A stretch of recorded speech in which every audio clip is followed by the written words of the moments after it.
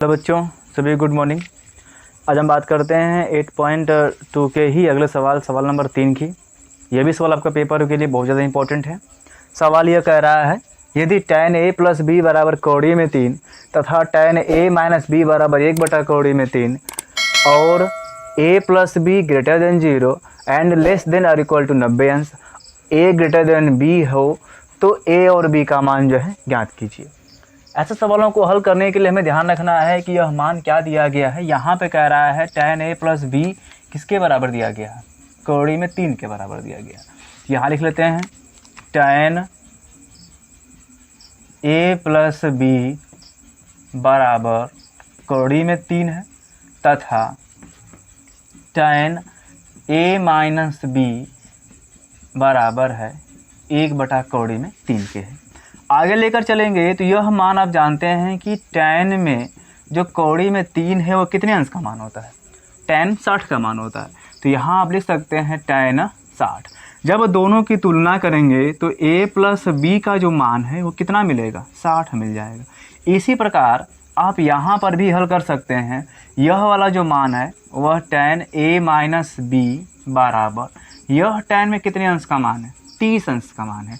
तो कहीं ना कहीं आप यहाँ से तुलना जब करेंगे तो a माइनस बी का मान कितना मिलेगा, 30 मिलेगा। यह समीकरण नंबर 1, यह कौन सा समीकरण नंबर 2। दोनों को हल करते हुए हम क्या करेंगे, a और b का मान जो है आराम से निकाल सकते हैं।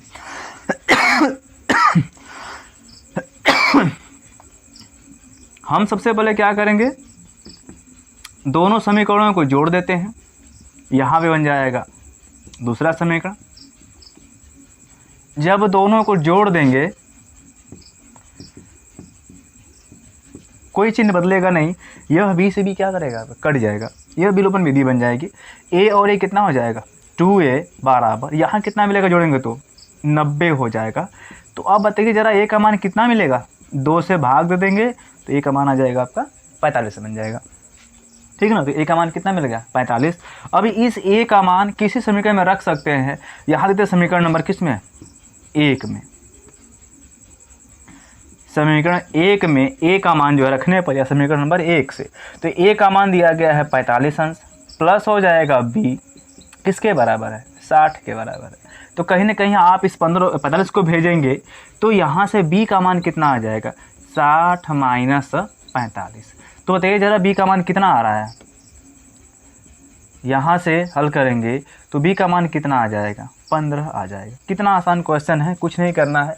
यहाँ पर ध्यान रखना है कि जो भी अनुपात दिया गया है, जो मान दिया है, वह किस विशिष्ट कोण के लिए दिया गया है। तो यहाँ पे tan a प्लस बी का मान जो है कौड़ी में 3 दिया है। वो जानते हैं tan कितने का मान होता है, tan जो है 60 का मान होता है। तो यहाँ हम रख दिया tan 60, और tan 60 के जो तुलना करेंगे, दोनों में tan है तो a प्लस बी किसके बराबर हो जाएगा, 60 के बराबर। ऐसे यहाँ पर मान देखेंगे तो 1 कौड़ी में 3 कितने का मान होता है, tan 30 का मान होता है। तो यहाँ पर जब तुलना करेंगे तो a का मान a माइनस बी का मान कितना आ जाएगा, 30 आ जाएगा। दोनों समीकरणों को हल कर देना है और यहाँ से a और b का मान यहाँ से निकल जाएगा। तो a का मान आ रहा है 45 और b का मान कितना आ रहा है, 15 आ रहा है, ठीक। तो एक सवाल आपका है सेम टू सेम है, और इस सवाल को आप जो है नीचे वीडियो में हल कर बताइए इसका आंसर कितना मिलेगा। काश a प्लस बी का मान दिया गया है 0 तथा साइन a माइनस बी का मान दिया है कौड़ी में 3/2। तो a और b का मान इसमें से बताना है कि a b का मान क्या होगा। ये ध्यान रखिए कि a और b दोनों जो है क्या है आपके, उसी कंडीशन में है कि a प्लस बी क्या होगा, इज लेस देन और इक्वल टू 90, एंड यह वाला मान क्या होगा, ग्रेटर देन जो है 0 के लिए बनेगा, ठीक। नीचे वीडियो में कमेंट करिए। Thank you.